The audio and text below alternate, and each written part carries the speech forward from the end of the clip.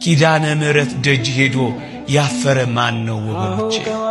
እሷ ለምኗት ድረሽልኝ ብሏት ከልጅሽ ከወዳጅሽ አማልጂኝ ብሏት ምስጢር ያልተፈታለት ቋጠሮ ያልተበጠሰለት የተሰነጠቀው ያልተጠገነለት የተሰበረው ያልታደሰለት የፈረሰው ያልተጠገነለት ማን ነው ወገኖቼ? እንዴ ከጥቅስ በላይ አይደለች እንዴ እሷ?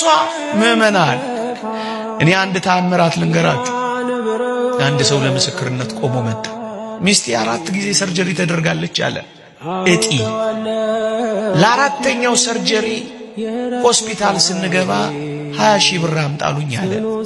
20 ሺህ ብር መስጠት አያቅተኝም አለ። እኔ ግን ንግግሬ የተወደድሽ ኪዳነ ምሕረት ይቺን ሚስቴን እባክሽ ከዚህ በላይ ሰርጀሪ አትሰራ እባክሽ አንቺ ፍቻት እያልኩ ሆስፒታል ውስጥ እመቤታችንን ማናገር ጀመርኳል። ከዛ ሪፈራሉን አለ የሪፈር ወረቀቱን ይዤ እኔ ግን የምነጋገረው ሚስቴን አንቺ አድኝልኝ እያልኩ እያወራው ባጃጅ ውስጥ ገባንና አለ ወደ ኪዳነ ምሕረት ቤተክርስቲያን ሄድን አለ። በሸክም ነው ያለችው አለ።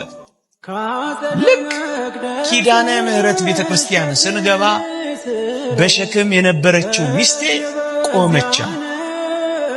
እግዚአብሔር ያሳያችሁ እጅግ ብርቱ የሆነው ምናልባትም ወደ ካንሰር ይቀየር የነበረው ያ እጢ የት እንደገባ አይታወቅም።